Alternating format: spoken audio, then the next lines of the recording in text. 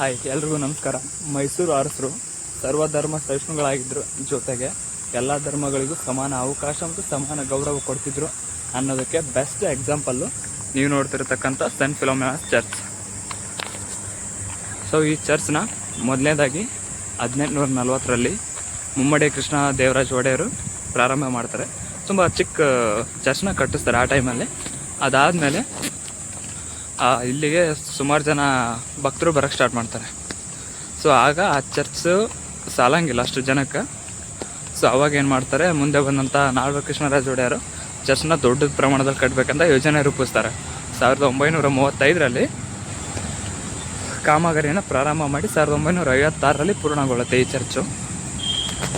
ಹೋಗ್ಬೇಕಂತಂದ್ರೆ ಹೊರಗಡೆ luggage room ಮತ್ತು sleeper room ಇರುತ್ತೆ. ಅಲ್ಲಿ ಬಿಟ್ಬಿಟ್ಟು 10 ರೂಪಾಯಿ ಕೊಟ್ಟು ಲಗೇಜ್ನ ಮತ್ತು ಚಪ್ಪಲಿನ ಎಲ್ಲ ಬಿಟ್ಟು ಒಳಗೆ ಹೋಗ್ಬೇಕು. ಸೊ ಸ್ಲೀಪರ್ ಒಳಗಡೆ ಅಲೋ ಇರಂಗಿಲ್ಲ.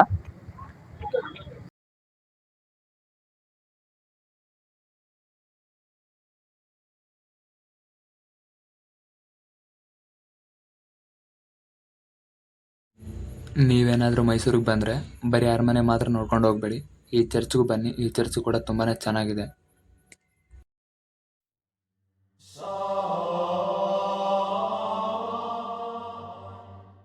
ಇದೇ ತರ ಆರ್ಕಿಟೆಕ್ಟ್ ಇರುವಂತ ಚರ್ಚ್ ವರ್ಲ್ಡ್ ಅಲ್ಲಿ ಇರೋದು 3 ಒಂದು ಗ್ರೀಕ್ ನ ರೋಮ್ ನಲ್ಲಿ ಇದ್ರೆ, ಇನ್ನೊಂದು ಅಮೆರಿಕದ ನ್ಯೂಯಾರ್ಕ್ ಅಲ್ಲಿದೆ. ಇದು ಮೈಸೂರಲ್ಲಿ ಇರೋದು. ಸೊ ಇದು ಒಂಥರ ಮೈಸೂರಿನಲ್ಲಿ ಹೆಮ್ಮೆ ಇದ್ದಂಗೆ. ಈ ಚರ್ಚ್ ಮೇಲಿಂದ ನೋಡೋಕೆ ಕ್ರೈಸ್ತ ಧರ್ಮದವರ ಶಿಲುಬೆ ಆಕಾರದ ರೀತಿನೇ ಕಾಣಿಸುತ್ತೆ. ಇದನ್ನ ಕ್ಯಾಥೋಲಿಕ್ ಶೈಲಿಯಲ್ಲಿ ನಿರ್ಮಿಸಲಾಗಿದೆ. ಸೊ ಇದರ ಇಂಜಿನಿಯರ್ ಬಂದ್ಬಿಟ್ಟು ಡಾಲಿ ಅಂತೇಳಿ ಅವ್ರ ಹೆಸರು, ಫ್ರೆಂಚ್ ದೇಶದವರು. ಈ ಚರ್ಚ್ ನ 1935ರಲ್ಲಿ ಕಟ್ಟಕ್ ಸ್ಟಾರ್ಟ್ ಮಾಡ್ತಾರೆ. ಇದು ಕಂಪ್ಲೀಟ್ ಆಗಿದ್ದು 1956ರಲ್ಲಿ. ಸೊ ಬನ್ನಿ ಒಳಗಡೆ ಏನೇನಿದೆ ನೋಡ್ಕೊಂಡ್ ಬರೋಣ ಅಂತ.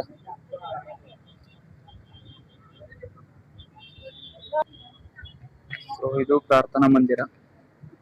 ಸೊ ಇಲ್ಲೆಲ್ಲ ಕ್ರೈಸ್ತ ಧರ್ಮದ ಅನುಯಾಯಿಗಳು ಪ್ರತಿದಿನ ಬಂದು ಪ್ರಾರ್ಥನೆ ಮಾಡ್ತಾರೆ.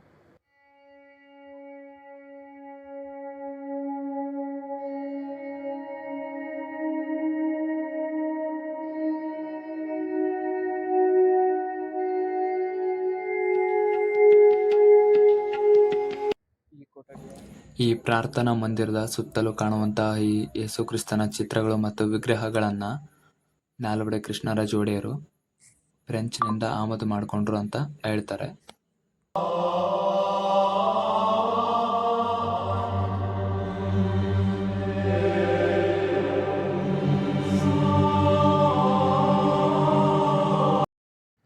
ಸೊ ಈ ಚರ್ಚಿಗೆ ಸೆಂಟ್ ಫಿಲೋಮಿನಾ ಚರ್ಚ್ ಅಂತ ಏನಕ್ಕೆ ಹೆಸರು ಬಂತು ಅಂತಂದ್ರೆ, ಗ್ರೀಕ್ ದೇಶದಲ್ಲಿ ಇಬ್ಬರು ದಂಪತಿಗಳಿಗೆ ಮಕ್ಕಳಾಗಿರಲಿಲ್ಲ. ಸೊ ಅವರು ಚರ್ಚಿಗೆ ಹೋಗಿ ಬೆಳ್ಕೊಂಡ್ಮೇಲೆ ಅವ್ರಿಗೊಂದು ಮಗು ಹೋಗುತ್ತೆ. ಸೊ ಆ ಮಗು ಹೆಸರೇ ಸೆಂಟ್ ಫಿಲೋಮಿನಾ ಅಂತ. ಸೊ ಆ ಗ್ರೀಕ್ ದೇಶದ ಒಬ್ಬ ರಾಜನಿಗೆ ಆ ಮಹಿಳೆ ಮೇಲೆ, ಅಂದ್ರೆ ಆ ಫಿಲೋಮಿನಾ 13 ವರ್ಷ ಆದ್ಮೇಲೆ ಆ ರಾಜನಿಗೆ ಆ ಹುಡುಗಿ ಮೇಲೆ ಸೊ ಮೋಹ ಹುಟ್ಟುತ್ತ. ಸೊ ನೀನ್ ನನ್ನ ಮದುವೆ ಆಗ್ಲೇಬೇಕು ಅಂತ ಕೇಳ್ಕೊತಾನೆ ಆ ರಾಜ. ಸೊ ಅದಕ್ಕೆ ಫಿಲೋಮಿನಾ ಒಪ್ಪಂಗಿಲ್ಲ. ಸೊ ಅವಳನ್ನ ಚಿರಚ್ಛೇದ ಮಾಡ್ತಾನೆ, ಅಂದ್ರೆ ಅವಳ ರುಂಡವನ್ನ ಕಡಿತಾನೆ. ಸೊ ಆ ಕಡ್ದು ಅದಂತ ರಕ್ತದ ಕಲೆಗಳು ಮತ್ತು ಮೂಳೆಗಳನ್ನ ನಾಲ್ವಡಿ ಕೃಷ್ಣರಾಜ ಒಡೆಯರು ತಗೊಂಬಂದು, ಸೊ ಇದೇ ಚರ್ಚಲ್ಲಿ ಅವುಗಳನ್ನ ಅಂತ್ಯ ಸಂಸ್ಕಾರ ಮಾಡಿ ಅದ್ರ ಮೇಲೆ ಈ ಚರ್ಚ್ನ ಕಟ್ಟಿದ್ದಾರೆ. ಸೊ ಅದಕ್ಕೋಸ್ಕರ ಸೆಂಟ್ ಫಿಲೋಮಿನಾ ಚರ್ಚ್ ಅಂತ ಕರೀತಾರೆ ಇದಕ್ಕೆ. ಸೊ ಒಳಗಡೆ ಫೋಟೋ ಪರ್ಮಿಷನ್ ಇಲ್ಲ, ಆದ್ರೂ ತೆಗಿತಾ ಇದ್ದೀನಿ. ಸೊ ಈ ಒಳ ಮಾಳಿಗೆ ಒಳಗೆ ಸುರಂಗದೊಳಗೆ ಏನಿದೆ ಅಂತ ಒಳಗೆ ನೋಡೋಣ. ಅಲ್ಲಿಂದ ಒಳಗೆ ಬಂದಿದ್ದು ನಾನು.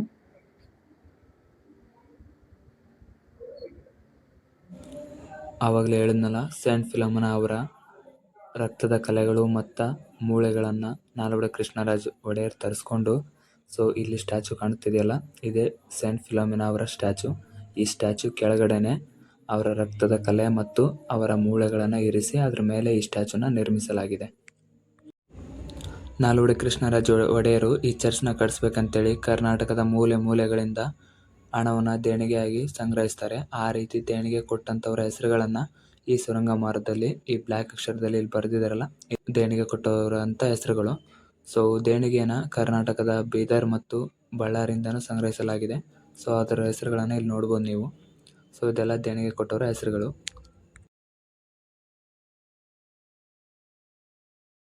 ಜನ ಯಾವ್ಯಾವ ಸಂಸ್ಥಾನ ಮತ್ತು ಯಾವ್ಯಾವ ಊರುಗಳಿಂದ ಅನುದಾನ ಬಂದಿದೆ ಈ ಚರ್ಚ್ನ ಕಟ್ಸ್ಲಿಕ್ಕೆ ಅಂತ.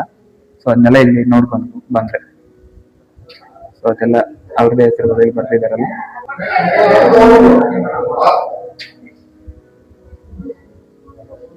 ಸೊ ಯೇಸು ಕ್ರಿಸ್ತರ ಬೋಧನೆ ಇಲ್ಲಿ ಬರ್ದಿದ್ದಾರೆ, ಓದ್ತಾರೆ ನೀವು.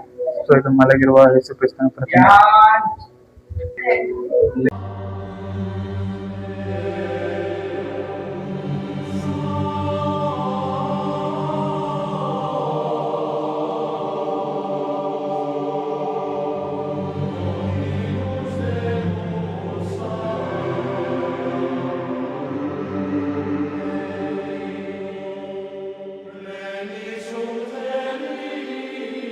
ಪ್ರಾರ್ಥನಾ ಮಂದಿರ, ಇಲ್ಲೇ ಪ್ರಾರ್ಥನೆ ನಡೆಯುವುದು.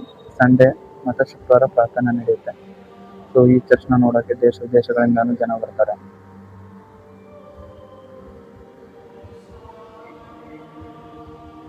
ಈ ಗೋಡೆ ಮೇಲೆ ಇರುವಂತ ಚಿತ್ರಗಳು ಇವೆಲ್ಲ ಫ್ರೆಂಡ್ಸ್ ಇಂದ ನಾಲ್ವರು ಕೃಷ್ಣರಾಜ ಒಡೆಯರ್ ತರಿಸ್ಕೊಂಡಿರೋಂಥ ಚಿತ್ರಗಳು ಇವೆಲ್ಲ. ಇದು ಯೇಸು ಕ್ರಿಸ್ತ ಅವರು ಸಿಲುಬೆಗೇರಿನ ಮೇಲೆ ಅವರ ಅನುಯಾಯಿಗಳ ಮುಂದೆ ಅವ್ರನ್ನ ಸಿಲುಬೆಯಿಂದ ಕೆಳಗಿಳಿಸುವಂತ ಚಿತ್ರ. ಯೇಸು ಕ್ರಿಸ್ತ ಪ್ರಾಣ ಬಿಡ್ತಿರ್ತಕ್ಕಂಥ ದೃಶ್ಯ ನೋಡಿ ಹೇಗಿದೆ. ಯೇಸು ಕ್ರಿಸ್ತರನ್ನ ಸಿಲುಬೆಗೆ ಏರಿಸುತ್ತಿರುವ ದೃಶ್ಯ. ಚರ್ಚಿಂದ ಮುಂದೆ ಬಂದ್ರೆ ಸ್ವಲ್ಪ ದೂರದಲ್ಲಿ ಬಲಗಡೆ ಒಂದು ಪ್ರಾರ್ಥನಾ ಮಂದಿರ ಇದೆ. ಆ ಮಂದಿರದಲ್ಲಿ ಯೇಸು ಕ್ರಿಸ್ತನ ಸಿಲುಬೆಗೇರಿಸಿದ ಚಿತ್ರಗಳು ಹಾಗೂ ಕ್ರೈಸ್ತ ಧರ್ಮಕ್ಕೆ ಸಂಬಂಧಪಟ್ಟಂತ ಕೆಲವೊಂದು ಚಿತ್ರಗಳಿದಾವೆ. ಸೊ ಆ ಪ್ರಾರ್ಥನಾ ಮಂದಿರದಲ್ಲಿ ಕ್ಯಾಂಡಲ್ ಹಚ್ಚಿ ಪ್ರಾರ್ಥನೆ ಮಾಡ್ಬೋದು. ಸೊ ಪ್ರತಿ ಶುಕ್ರವಾರ ಮತ್ತು ರವಿವಾರ ಇಲ್ಲಿ ಕ್ಯಾಂಡಲ್ ಹಚ್ಚಿ ಪ್ರಾರ್ಥನೆ ಮಾಡಲಾಗುತ್ತೆ. ಸೊ ನೋಡ್ಬೋದು ನೀವಿಲ್ಲಿ.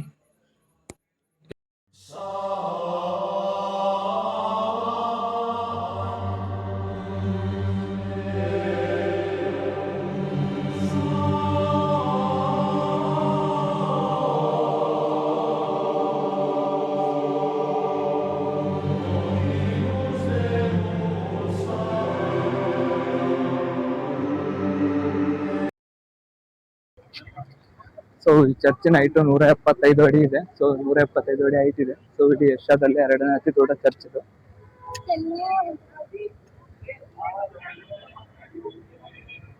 ಸೊ ಅಕ್ಟೋಲ್ ಶಿಲುಬೆ ಆಕಾರ ಕಾಣ್ತಿದೆಯಲ್ಲ, ಅಲ್ಲಿವರೆಗೂ ಅಳತೆ ಇದ್ರೆ 175 ಅಡಿ ಇದೆ ಅಂತೆ.